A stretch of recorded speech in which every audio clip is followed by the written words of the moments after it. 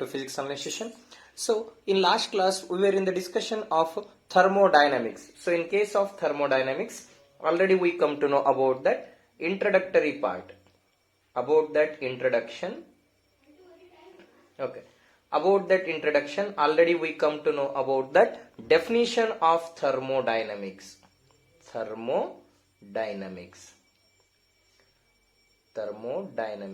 Can anybody remember about the definition of thermodynamics? That word itself, it indicates that thermo means heat we can consider, dynamics means motion we can consider. So thermo andre ಏನಂತ consider ಮಾಡ್ತೀವಿ? Thermo means heat ಅಂತ ತಗೊಂತೀವಿ, dynamics means motion we can consider. In general ಆಗಿ thermodynamics ಅನ್ನ ಯಾವ ತರ define ಮಾಡಬಹುದು? So thermodynamics means it is a branch of physics which deals with the study of conversion of heat energy into other energy. So we can consider that conversion of heat energy into mechanical energy. ಅದರ ಅರ್ಥ ಏನಿಲ್ಲಿ?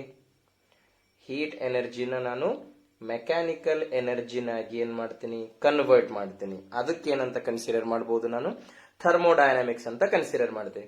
ಇನ್ case of thermodynamics already we come to know about that system and surrounding thermal equilibrium concept, thermal equilibrium, and as well as mechanical equilibrium. If you are having doubts on these things, go through that previous video. You may understand that better thing about that system surrounding thermal equilibrium and as well as mechanical equilibrium. Now in this today's session, so we will be focused on related to thermodynamics concept. So that is thermodynamics process. Thermodynamic process. So ನಾನು ಇವತ್ತು thermodynamics process ಅಂತ ಏನಂತ ಅರ್ಥ ಮಾಡ್ಕೋಬೇಕು. In this thermodynamic process there are set of 4 thermodynamic process are there. ಎಷ್ಟು thermodynamic process ಗಳಿದಾವ್ರಿ? ಇಲ್ಲಿ 4 thermodynamics process ಗಳಿದಾವೆ. So I will name those things. Isothermal process.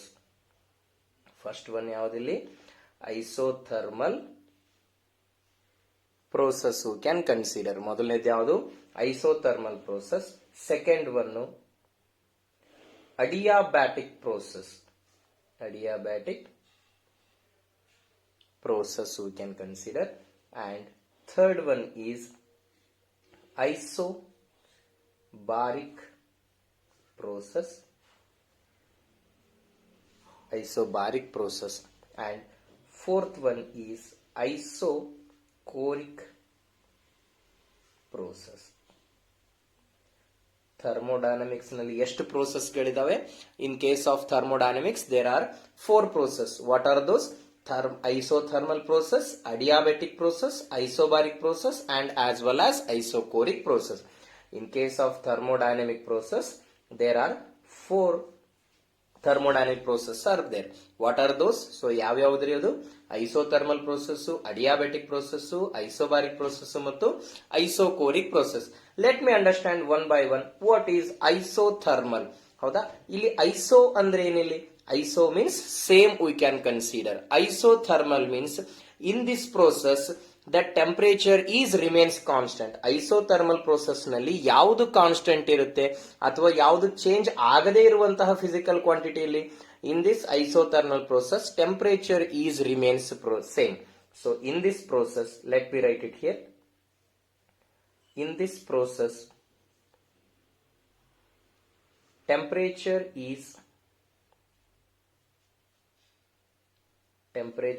is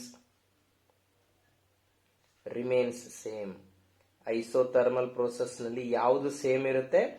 Isothermal means temperature is remains same. So ಎರಡು object ನ ತಗೋರಿ ಅಥವಾ ಒಂದು system ಅಂತ consider ಮಾಡ್ರಿ, ಇನ್ನೊಂದು ಸರೌಂಡಿಂಗ್ ಅಂತ ಕನ್ಸಿಡರ್ ಮಾಡ್ರಿ. ಸಿಸ್ಟಮ್ ನಲ್ಲಿ ಎಷ್ಟು ಟೆಂಪರೇಚರ್ ಇದೆ, ಫಾರ್ ಎಕ್ಸಾಂಪಲ್ ಸರೌಂಡಿಂಗ್ ನಲ್ಲೂ ಅಷ್ಟೇ ಟೆಂಪರೇಚರ್ ಇದೆ. So it has same temperature in system as well as surrounding. That process V can call it as isothermal process. ಆ ಪ್ರೋಸೆಸ್ ನಾನು ಏನಂತ ಕರಿಬಹುದು, ಐಸೋಥರ್ಮಲ್ ಪ್ರೋಸೆಸ್ ಅಂತ ಕರಿಬಹುದು. ಹೌದಾ. ಇಲ್ಲಿ ನೆಕ್ಸ್ಟ್ ಒನ್ ನೋಡ್ರಿ, ಅಡಿಯಾಬ್ಯಾಟಿಕ್ ಪ್ರೋಸೆಸ್. ಇಲ್ಲಿ ಅಡಿಯಾಬ್ಯಾಟಿಕ್ ಪ್ರೋಸೆಸ್ ಅಂದ್ರೆ ಇನ್ this process heat is remains constant. ಏನಂತ ಕನ್ಸಿಡರ್ ಮಾಡ್ತೀನಿ, heat is remains constant. So ಅಡಿಯಾಬ್ಯಾಟಿಕ್ process ನಲ್ಲಿ ಯಾವುದು ಕಾನ್ಸ್ಟಂಟ್ ಇರುತ್ತೆ, heat is remains constant we can consider. ಇದರ ಅರ್ಥ ಏನು, ಸೊ ಅಡಿಯಾಬ್ಯಾಟಿಕ್ ಪ್ರೋಸೆಸ್ ನಲ್ಲಿ ಹೀಟ್ ರಿಮೇನ್ಸ್ ಕಾನ್ಸ್ಟಂಟ್ ಇರುತ್ತೆ ಅಂದ್ರೆ ಅರ್ಥ ಹೀಟು ಸಿಸ್ಟಮ್ ಇಂದ ಸರೌಂಡಿಂಗ್ ಗೆ ಅಥವಾ ಸರೌಂಡಿಂಗ್ ಇಂದ ಸಿಸ್ಟಮ್ ಗೆ ಟ್ರಾನ್ಸ್ಫರ್ ಆಗೋದಿಲ್ಲ. ಫಾರ್ ಎಕ್ಸಾಂಪಲ್ ಇಲ್ಲಿ ಸಿಸ್ಟಮ್ ನಲ್ಲಿ 5 ಜೌಲ್ಸ್ ಆಫ್ ಹೀಟ್ ಇದೆ ಅಂತ ಅನ್ಕೋರಿ, ಇದು ಸರೌಂಡಿಂಗ್ ರೀ. ಹೌದಾ. So heat will not flow from that system to surrounding or surrounding to system we can consider. In case of adiabatic process heat is remains constant we can consider. Adiabatic process ನಲ್ಲಿ ಯಾವುದು constant ಇರುತ್ತೆ, adiabatic process ನಲ್ಲಿ heat ಏನಾಗಿರುತ್ತೆ, constant ಇರುತ್ತೆ. So ಅದರ ಅರ್ಥ ಏನು, physical meaning ಏನಂತ ಅರ್ಥ ಮಾಡ್ಕೋಬೇಕು ಇಲ್ಲಿ, means in case of adiabatic process heat does not flow from that system to surrounding or surrounding to system. System ನಲ್ಲಿದ್ದಂತ ಹೀಟು ಸರೌಂಡಿಂಗ್ ಗೆ ಬರೋದಿಲ್ಲ, ಸರೌಂಡಿಂಗ್ ನಲ್ಲಿದ್ದಂತ ಹೀಟು ಸಿಸ್ಟಮ್ ಗೆ ಟ್ರಾನ್ಸ್ಫರ್ ಆಗೋದಿಲ್ಲ. In case of adiabatic process heat is remains constant. ಹೌದಾ. Next one ಯಾವ್ದಿಲ್ಲಿ, next one is isobaric process. In this process, ಈ isobaric process ನಲ್ಲಿ ಯಾವುದು ಕಾನ್ಸ್ಟಂಟ್ ಇರುತ್ತೆ, in this isobaric process pressure is remains constant.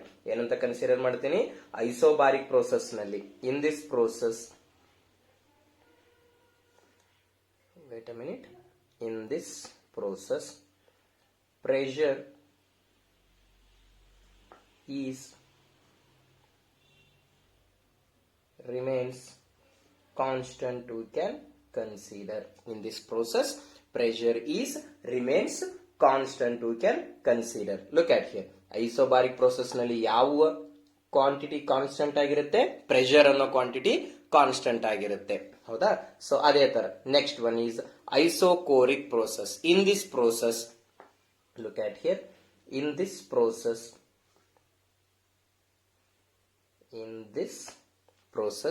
Volume is remains constant. ಇಲ್ಲಿ ಯಾವ quantity same ಆಗಿರುತ್ತೆ, volume is remains constant. So that is about isochoric process. Look at here. In case of thermodynamic process, there are 4 thermodynamic process are there. ಹೌದಾ. thermodynamics process ಗಳು ಯಾವ್ದ್ಯಾವ್ದ್ರಲ್ಲಿ, thermodynamics process are isothermal process, adiabatic process, isobaric process and as well as isochoric process. ಇಲ್ಲಿ simple ಆಗಿ ಏನಂತ ನೆನ್ಪಿಡ್ಬೇಕು, isothermal means temperature is remains constant. Adiabatic process means heat is remains constant. Isobaric process means pressure is remains constant. Isochoric process means volume is remains constant. So hope you know about these thermodynamic process. We'll go for next one. Next one is internal energy. Internal energy. ಹೌದಾ. Internal ಅಂದ್ರೆ ಏನು, internal means inside we can consider. Internal energy ಅಂತಂದ್ರ ಆ system ನಲ್ಲಿರುವಂತಹ ಎನರ್ಜಿನ ನಾನು ಏನಂತ consider ಮಾಡ್ತೀನಿ, ಇಂಟರ್ನಲ್ ಎನರ್ಜಿ ಅಂತ ಕನ್ಸಿಡರ್ ಮಾಡ್ತೀನಿ. ದಟ್ ಇಂಟರ್ನಲ್ ಎನರ್ಜಿ ಅಂದ್ರೆ ಏನ್ರಿ, ಇಲ್ಲಿ internal energy means it is the sum of kinetic energy and potential energy we can consider as internal energy. So how to define the concept of internal energy? It is the sum of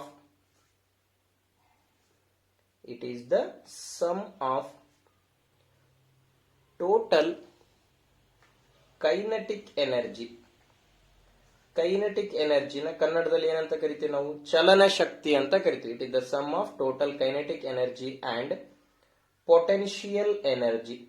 potential ಎನರ್ಜಿನ ನಾನು ಪ್ರಚನ್ನ ಶಕ್ತಿ ಅಂತ ಕರಿತೀವಿ. It is the sum of kinetic energy and potential energy of the system. So that we can consider as internal energy. How to define the concept of internal energy here? So internal energy ನ U ಅನ್ನೋ symbol ಇಂದ represent ಮಾಡ್ತೀರಿ ಅಂತ ಅನ್ಕೋರಿ. It is the summation of kinetic energy as well as potential energy. ಹೌದಾ? So what is that kinetic energy? Kinetic energy ಅಂದ್ರೆ ಹೇಳಿದ ನಾನು ಚಲನ ಶಕ್ತಿ ಅಂತ ಅರ್ಥ. ಸೊ ಕೈನೆಟಿಕ್ ಎನರ್ಜಿನ ಯಾವ ತರ ಡಿಫೈನ್ ಮಾಡಬಹುದು? So energy possessed due to its motion we can consider as kinetic energy. ಒಂದು ವಸ್ತುವಿಗೆ ಎನರ್ಜಿ ಯಾವುದರಿಂದ ಸಿಗುತ್ತೆ? ಆ ವಸ್ತು ಮೋಷನ್ ಆಗಿರೋದ್ರಿಂದ ಆ ವಸ್ತುವಿಗೆ ಏನ್ ಸಿಗುತ್ತೆ? ಎನರ್ಜಿ ಸಿಗುತ್ತೆ. ಅಂತಹ ಎನರ್ಜಿನ ನಾನು ಕೈನೆಟಿಕ್ ಎನರ್ಜಿ ಅಂತ ಕರಿತೀನಿ. ನೀವು ಲಾಸ್ ಆಫ್ ಮೋಷನ್ ಅಲ್ಲಿ ಇದನ್ನ ಅರ್ಥ ಮಾಡ್ಕೊಂತೀರಿ, ಕೈನೆಟಿಕ್ ಎನರ್ಜಿ ಮತ್ತು ಪೊಟೆನ್ಶಿಯಲ್ ಎನರ್ಜಿ ಇನ್ ಡೀಟೇಲ್ ಆಗಿ. ಸೊ ಕೈನೆಟಿಕ್ ಎನರ್ಜಿ ಅಂದ್ರೆ ಏನ್ರಿ? Energy possess due to its motion. ಯಾವುದೇ ಒಂದು ವಸ್ತು ಮೂವ್ ಆಗೋವಾಗ ಆ ವಸ್ತುವಿಗೆ ಏನ್ ಸಿಗುತ್ತೆ? ಎನರ್ಜಿ ಸಿಗುತ್ತೆ. ಅಂತಹ ಎನರ್ಜಿಗೆ ನಾನು ಕೈನೆಟಿಕ್ ಎನರ್ಜಿ ಅಂತ ಕರಿತೀನಿ. And next one is potential energy. ಏನ್ರಿ ಇಲ್ಲಿ ಪೊಟೆನ್ಶಿಯಲ್ ಎನರ್ಜಿ ಅಂದ್ರೆ? Energy possess due to its position. ಯಾವುದೇ ಒಂದು ವಸ್ತುವಿಗೆ ಆ ವಸ್ತು ಇರುವಂತಹ ಪೊಸಿಷನ್ ಮೇಲೆ ಆ ವಸ್ತುವಿಗೆ ಎನರ್ಜಿ ಸಿಗುತ್ತೆ. For example, look at here, this pen top is on the floor. ಈ ಪೆನ್ ಟಾಪ್ ಏನಿದೆ? ಫ್ಲೋರ್ ನಲ್ಲಿದೆ. This pen top is not having any kind of energy. ಈ ಆಬ್ಜೆಕ್ಟ್ ಗೆ ಯಾವುದೇ ತರನಾದಂತಹ ಎನರ್ಜಿ ಇಲ್ಲ. ಇದೇ ಆಬ್ಜೆಕ್ಟ್ ನ ನಾನು ಪೊಸಿಷನ್ ನ ಚೇಂಜ್ ಮಾಡ್ತಿದ್ದೀನಿ. Look at here, now just I am changing the position, I will leave this object. ಈ ಆಬ್ಜೆಕ್ಟ್ ನ ಬಿಟ್ಟ ತಕ್ಷಣ ಏನಾಗುತ್ತೆ? This object is goes downward direction. ಈ ಆಬ್ಜೆಕ್ಟ್ ಕೆಳಗಡೆ ಹೋಗೋದಕ್ಕೆ ರೀಸನ್ ಏನು? ಈ ಆಬ್ಜೆಕ್ಟ್ ನಲ್ಲಿ ಯಾವುದೇ ಆದಂತಹ ಮಷಿನರೀಸ್ ಇಲ್ಲ, ಏನೂ ಇಲ್ಲ. Why this object is goes downward direction? Why? Because gravitational force is act on this object. ಈ ಆಬ್ಜೆಕ್ಟ್ ಮೇಲೆ ಯಾವ ಫೋರ್ಸ್ ಆಕ್ಟ್ ಆಯ್ತು? ಗ್ರಾವಿಟೇಷನಲ್ ಫೋರ್ಸ್ ಆಕ್ಟ್ ಆಯ್ತು. ಗ್ರಾವಿಟೇಷನಲ್ ಫೋರ್ಸ್ ಆಕ್ಟ್ ಆಗೋದಕ್ಕೆ ರೀಸನ್ ಏನು? Because of its position only. ಇದೇ object floor ನಲ್ಲಿದ್ದಾಗ ಇದರ ಮೇಲೆ ಯಾವುದೇ ಆದಂತಹ ಎನರ್ಜಿ ಇಲ್ಲ. ಈ ಸೇಮ್ ಆಬ್ಜೆಕ್ಟ್ ನ ನೀವು ಸರ್ಟನ್ ಹೈಟ್ ಗೆ ತಗೊಂಡು ಹೋಗ್ತಿದ್ದೀರಿ, means I am changing the position of this object. ಈ ಆಬ್ಜೆಕ್ಟ್ ನ ಪೊಸಿಷನ್ ಚೇಂಜ್ ಮಾಡಿದಾಗ ಈ ಆಬ್ಜೆಕ್ಟ್ ಗೆ ಏನು ಸಿಕ್ತ್ರಿ? ಪೊಟೆನ್ಶಿಯಲ್ ಎನರ್ಜಿ ಸಿಕ್ತು. So this type of energy we can call it as potential energy. So hope you know about this kinetic energy and potential energy. ಹೌದಾ? So in case of this kinetic energy of that object, so ಇಲ್ಲಿ ನಾನು internal energy ಅಂತ consider ಮಾಡಿದೆ. So internal energy of the system. ಇಲ್ಲಿ kinetic energy ಅಂದ್ರೆ ಏನಂತ ತಗೋಬೇಕು? Kinetic energy ಸಿಗೋದಕ್ಕೆ ಕಾರಣ ಏನು? Kinetic energy is due to, kinetic energy is due to, so kinetic energy ಯಾವುದರಿಂದ ಸಿಗುತ್ತೆ? Due to rotation of the molecule. ಆ ಸಿಸ್ಟಮ್ ನಲ್ಲಿರುವಂತಹ ಮಾಲಿಕ್ಯೂಲ್ಗಳ ರೊಟೇಷನ್ ಆಗೋದ್ರಿಂದ ನನಗೇನು ಸಿಗುತ್ತೆ? ಕೈನೆಟಿಕ್ ಎನರ್ಜಿ ಸಿಗುತ್ತೆ. ವೈಬ್ರೇಟ್ ಆಗೋದ್ರಿಂದ ಏನ್ ಸಿಗುತ್ತೆ? ಕೈನೆಟಿಕ್ ಎನರ್ಜಿ ಸಿಗುತ್ತೆ. ಅಥವಾ ಟ್ರಾನ್ಸ್ಲೇಷನಲ್ ಮೋಷನ್. ಟ್ರಾನ್ಸ್ಲೇಷನಲ್ ಅಂದ್ರೆ ಸೊ ಈ ಆಬ್ಜೆಕ್ಟ್ ಇದ್ದಂತ ಎನರ್ಜಿ ಏನಾಗುತ್ತೆ? ನೆಕ್ಸ್ಟ್ ಮಾಲಿಕ್ಯೂಲ್ ಗೆ ಟ್ರಾನ್ಸ್ಫರ್ ಆಗುತ್ತೆ. ಇದರಿಂದ ನೆಕ್ಸ್ಟ್ ಮಾಲಿಕ್ಯೂಲ್ ಗೆ ಟ್ರಾನ್ಸ್ಫರ್ ಆಗ್ತಾ ಹೋಗುತ್ತೆ. Look at here, kinetic energy is due to rotation of the molecule. ಈ ಮಾಲಿಕ್ಯೂಲ್ ರೊಟೇಟ್ ಆಗೋದ್ರಿಂದ ನನಗೇನು ಸಿಗುತ್ತೆ? ಕೈನೆಟಿಕ್ ಎನರ್ಜಿ ಸಿಗುತ್ತೆ. ಈ ಮಾಲಿಕ್ಯೂಲ್ ವೈಬ್ರೇಟ್ ಆಗೋದ್ರಿಂದ, ಇಲ್ಲಿಂದ ಮೀನ್ ಪೊಸಿಷನ್ ಇದೆ ಅಂತ ಅನ್ಕೋರಿ, ಮೀನ್ ಪೊಸಿಷನ್ ಇಂದ ಈ ತರ ವೈಬ್ರೇಟ್ ಆಗ್ತಿರುತ್ತೆ. ಈ ವೈಬ್ರೇಟ್ ಆಗೋದ್ರಿಂದ ನನಗೇನ್ ಸಿಗುತ್ತೆ? ಕೈನೆಟಿಕ್ ಎನರ್ಜಿ ಸಿಗುತ್ತೆ. ಅದೇ ತರ ಟ್ರಾನ್ಸ್ಲೇಷನಲ್ ಕೈನೆಟಿಕ್ ಎನರ್ಜಿ. ಟ್ರಾನ್ಸ್ಲೇಷನಲ್ ಅಂದ್ರೆ ಏನು? ಇಲ್ಲಿದ್ದಂತಹ ಎನರ್ಜಿ ನೆಕ್ಸ್ಟ್ ಮಾಲಿಕ್ಯೂಲ್ ಗೆ ಟ್ರಾನ್ಸ್ಫರ್ ಆಗೋದು, ನೆಕ್ಸ್ಟ್ ಮಾಲಿಕ್ಯೂಲ್ ಗೆ ಟ್ರಾನ್ಸ್ಫರ್ ಆಗೋದು. So this is due to kinetic energy. So kinetic energy ಈ ಮಾಲಿಕ್ಯೂಲ್ ಗೆ ಸಿಗೋದಕ್ಕೆ ರೀಸನ್ ಏನು? ಆ ಮಾಲಿಕ್ಯೂಲ್ಗಳು ವೈಬ್ರೇಟ್ ಆಗ್ತಿರ್ತವೆ. ಆ ಮಾಲಿಕ್ಯೂಲ್ಗಳು ನೆಕ್ಸ್ಟ್ ಒನ್ ಏನಾಗ್ತಿದೆ? ರೊಟೇಷನ್ ಆಗ್ತಿದೆ. ಆ ಮಾಲಿಕ್ಯೂಲ್ಗಳು ಟ್ರಾನ್ಸ್ಲೇಷನಲ್ ಎನರ್ಜಿನ ಒಳಗೊಂಡಿರುತ್ತವೆ. ಸೊ ಅದರಿಂದ ನನಗೆ ಏನು ಸಿಗ್ತಿದೆ? ಮಾಲಿಕ್ಯೂಲ್ಗೆ ಕೈನೆಟಿಕ್ ಎನರ್ಜಿ ಸಿಗ್ತಿದೆ. Okay, next one we can consider potential energy. ಸಿಗೋದಕ್ಕೆ ರೀಸನ್ ಏನು? So potential energy is due to intermolecular force of attraction. So potential energy ಸಿಗೋದಕ್ಕೆ ಏನು ರೀಸನ್ ಇಲ್ಲಿ? ಈಸ್ ಡ್ಯೂ ಟು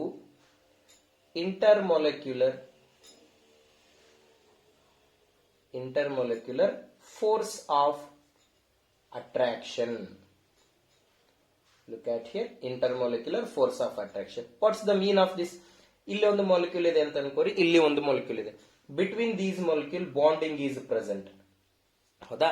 ಸೊ ಎರಡು ಮಾಲಿಕ್ಯೂಲ್ ಗಳ ಮಧ್ಯೆ ಏನಿದೆ? ಬಾಂಡಿಂಗ್ ಇದೆ. So there exist attractive force between these two molecules. So this attractive force leads to the potential energy. ಇಲ್ಲಿ ಒಂದು ಸಿಸ್ಟಮ್ ನಲ್ಲಿರುವಂತಹ ಪಾರ್ಟಿಕಲ್ಸ್ ಗಳಿಗೆ ನಾನು ಏನಂತ ಕನ್ಸಿಡರ್ ಮಾಡಿದೆ? ಕೈನೆಟಿಕ್ ಎನರ್ಜಿನೂ ಇರುತ್ತೆ ಮತ್ತು ಪೊಟೆನ್ಶಿಯಲ್ ಎನರ್ಜಿನೂ ಇರುತ್ತೆ ಅಂತ ಹೇಳಿದೆ. ಕೈನೆಟಿಕ್ ಎನರ್ಜಿ ಇರೋದಕ್ಕೆ ರೀಸನ್ ಏನು? ಆ ಮಾಲಿಕ್ಯೂಲ್ಗಳು ರೊಟೇಟ್ ಆಗ್ತವೆ, ಆ ಮಾಲಿಕ್ಯೂಲ್ಗಳು ವೈಬ್ರೇಟ್ ಆಗ್ತವೆ ಅಂತ ಹೇಳಿದೆ, ಮತ್ತು ಆ ಮಾಲಿಕ್ಯೂಲ್ ಟ್ರಾನ್ಸ್ಲೇಷನಲ್ ಎನರ್ಜಿನ ಪೋಸೆಸ್ ಮಾಡ್ತವೆ. ಅದೇ ತರ ಆ ಸಿಸ್ಟಮ್ ನಲ್ಲಿರುವಂತಹ ಪಾರ್ಟಿಕಲ್ಸ್ ಗಳಿಗೆ ಪೊಟೆನ್ಶಿಯಲ್ ಎನರ್ಜಿ ಇದೆ ಅಂತ ಹೇಳಿದ ನಾನು. ಪೊಟೆನ್ಶಿಯಲ್ ಎನರ್ಜಿ ಇರೋದಕ್ಕೆ ರೀಸನ್ ಏನು? That potential energy is due to intermolecular ಅಂದ್ರೆ ಏನ್ರಿ? ಮಾಲಿಕ್ಯೂಲ್ ಮತ್ತು ಮಾಲಿಕ್ಯೂಲ್ ಗಳ ಮಧ್ಯೆ ಏನಿದೆ? ಫೋರ್ಸ್ ಆಫ್ ಅಟ್ರಾಕ್ಷನ್ ಇದೆ ರೀ. ಆ ಫೋರ್ಸ್ ಆಫ್ ಅಟ್ರಾಕ್ಷನ್ ಇರೋದ್ರಿಂದಾನೆ ನನಗೆ ಯಾವ ಎನರ್ಜಿ ಸಿಗ್ತಿದೆ? ಪೊಟೆನ್ಶಿಯಲ್ ಎನರ್ಜಿ ಸಿಗ್ತಿದೆ. So I hope you get these things. Next will consider that in case of thermodynamics, in thermodynamics there are set of 3 laws are there. So thermodynamics ನಲ್ಲಿ ಎಷ್ಟು ಲಾಗಳಿದಾವೆ? ಈ thermodynamics ನಲ್ಲಿ 3 ಲಾಗಳಿದಾವೆ. So we can understand one by one. So now we'll understand about that laws of thermodynamics. So in case of thermodynamics, first we'll consider that zeroth law of thermodynamics.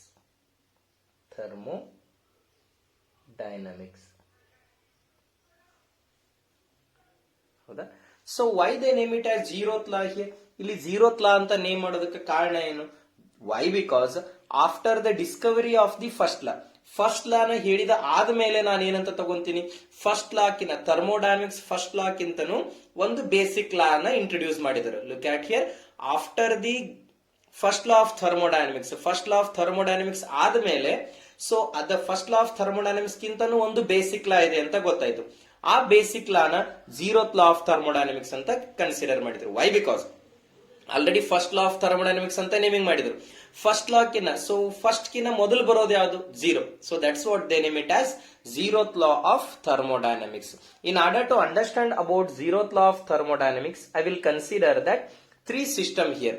So ನಾನಿಲ್ಲಿ 3 system ನ consider ಮಾಡ್ತೀನಿ. So let me name those systems are A, B and C here. ಆ system ಗಳನ್ನ ಏನಂತ naming ಮಾಡ್ತೀನಿ? A, B and C. I will name those systems as A, B and C. Look at here. Between A and B, one wall is present. So this wall I will name it as adiabatic wall. And wall ಏನಂತ consider ಮಾಡ್ತೀನಿ ನಾನು? ಅಡಿಯಾಬೆಟಿಕ್ wall ಅಂತ consider ಮಾಡ್ತೀನಿ. ಅಡಿಯಾಬೆಟಿಕ್ process ಅಂತಂದ್ರೆ already ಅರ್ಥ ಮಾಡ್ಕೊಂಡಿದ್ದೀವಿ. So in case of adiabatic process, heat is remains constant. I said it means that heat does not flow from that A to B or B to A. ಈ system A ನಲ್ಲಿದ್ದಂತಹ heat system B ಬರೋದಿಲ್ಲ, system B ನಲ್ಲಿದ್ದಂತಹ heat system A ಗೆ ಬರೋದಿಲ್ಲ. Why? Because between the system A and B adiabatic wall is present. ಅದೇ ತರ ಇಲ್ಲಿ system C ಅಂತ ಕನ್ಸಿಡರ್ ಮಾಡ್ತೀನಿ. ಇಲ್ಲಿ ಸಿಸ್ಟಮ್ ಸಿ ಹಾಗೂ ಸಿಸ್ಟಮ್ ಎ ಮತ್ತು ಬಿ ಮಧ್ಯೆ ಯಾವ ವಾಲ್ ಕನ್ಸಿಡರ್ ಮಾಡ್ತೀನಿ? ಇಲ್ಲಿ ಡಯಾಥರ್ಮಲ್ ವಾಲ್ ಅಂತ ಕನ್ಸಿಡರ್ ಮಾಡ್ತೀನಿ. ಇಲ್ಲಿ ಯಾವ ವಾಲ್ ಕನ್ಸಿಡರ್ ಮಾಡ್ತೀನಿ? ಡಯಾಥರ್ಮಲ್ ವಾಲ್. ಈ ಡಯಾಥರ್ಮಲ್ ವಾಲ್ ಏನ್ ಮಾಡುತ್ತೆ? ಎ ನಲ್ಲಿದ್ದಂತಹ ಹೀಟು ಸಿ ಗೆ ಬರ್ಬೋದು, ಅಥವಾ ಸಿ ನಲ್ಲಿದ್ದಂತಹ ಹೀಟು ಎ ಗೆ ಬರ್ಬೋದು. ಅದೇ ತರ ಬಿ ನಲ್ಲಿದ್ದಂತಹ ಹೀಟು ಸಿ ಗೆ ಬರ್ಬೋದು, ಸಿ ನಲ್ಲಿದ್ದಂತಹ ಹೀಟು ಬಿ ಗೆ ಬರ್ಬೋದು. ಹೌದಾ? Look at here. Now I will give the statement for zeroth law of thermodynamics here. Look at here. Here 3 systems are there. What are those? A, B and C. If 2 systems, so 2 systems andre yaudili A and B are the 2 systems here. If 2 systems are separately thermal equilibrium with the third system. Look at here. A ಮತ್ತು C ಮಧ್ಯೆ ಯಾವ wall ಇದೆ?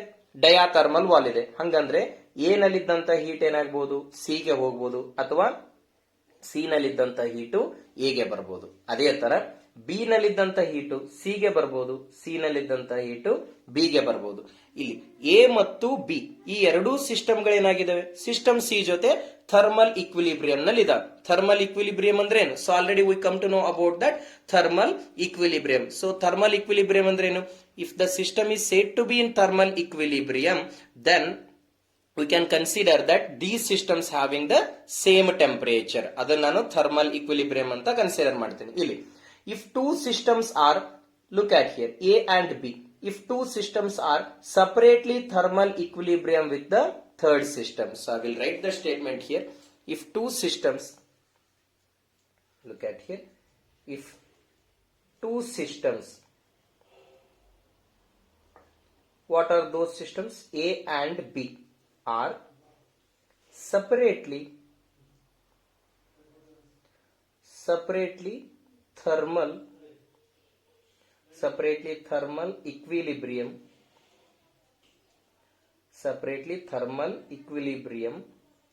with the third system. Which is the third system here?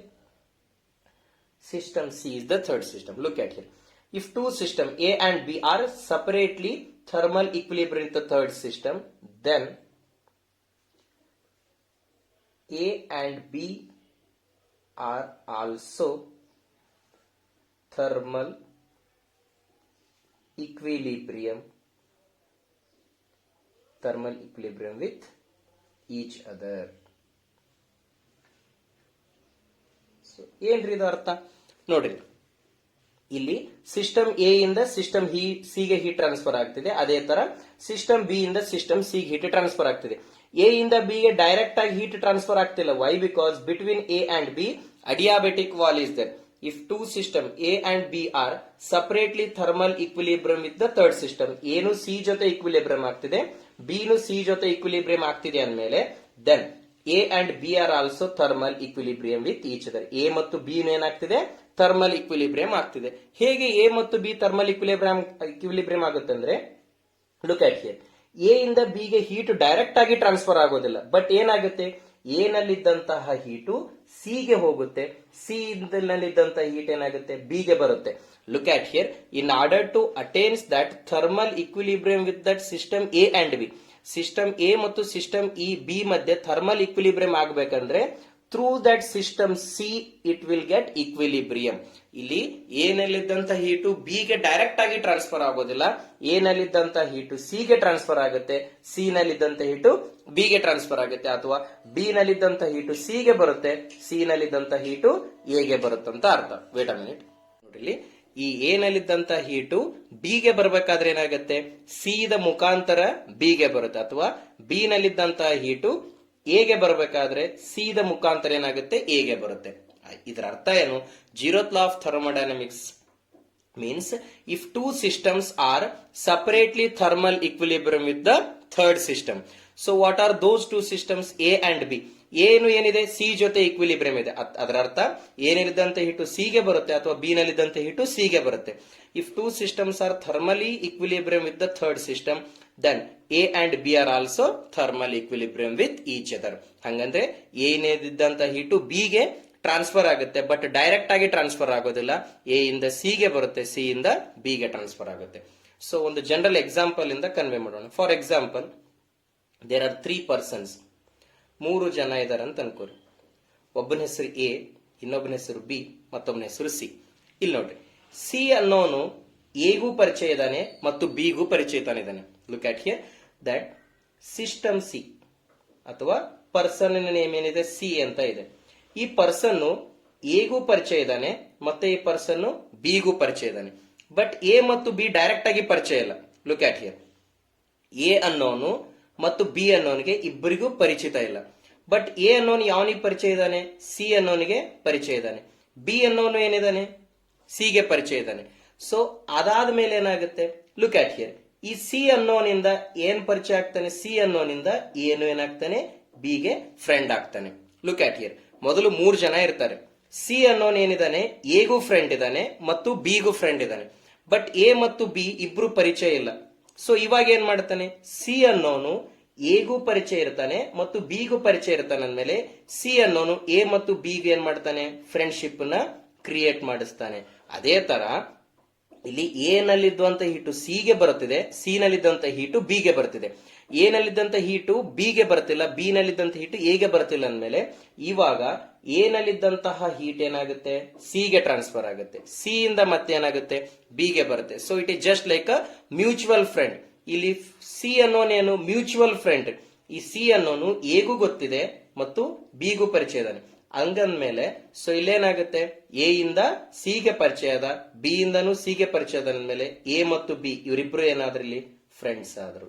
So this is about zeroth law of thermodynamics. ಈ zeroth law of thermodynamics ನ importance ಏನಿಲ್ಲಿ? Importance or significance we can consider. Significance of zeroth law of thermodynamics. So significance of zeroth law of thermodynamics is it implies that about temperature. So ಇಲ್ಲಿ system A ನಲ್ಲಿ ಏನ್ temperature ಇರುತ್ತೆ, system C ನಲ್ಲೂ ಅದೇ temperature ಇರುತ್ತೆ ಮತ್ತು system B ನಲ್ಲೂ ಅದೇ ಟೆಂಪರೇಚರ್ ಇರುತ್ತೆ. So why? ಬಿಕಾಸ್ ಇಲ್ಲಿ ಸಿಸ್ಟಮ್ ಎ ನಲ್ಲಿ ಜಾಸ್ತಿ ಹೀಟ್ ಇದೆ ಅಂತ ಅನ್ಕೋರಿ, ಸಿಸ್ಟಮ್ ನಲ್ಲಿ ಎ ನಲ್ಲಿದ್ದಂತ ಹೀಟ್ ಏನಾಗುತ್ತೆ ಸಿ ಗೆ ಟ್ರಾನ್ಸ್ಫರ್ ಆಗುತ್ತೆ, ಸಿ ಇಂದ ಏನಾಗುತ್ತೆ ಬಿ ಗೆ ಟ್ರಾನ್ಸ್ಫರ್ ಆಗುತ್ತೆ. ಮೂರು ಸಿಸ್ಟಮ್ ನಲ್ಲಿ ಏನಾಗಿರುತ್ತೆ ಸೇಮ್ ಟೆಂಪರೇಚರ್ ನ ಅಟೈನ್ ಮಾಡ್ತೇವೆ. So this is about 0th law of thermodynamics.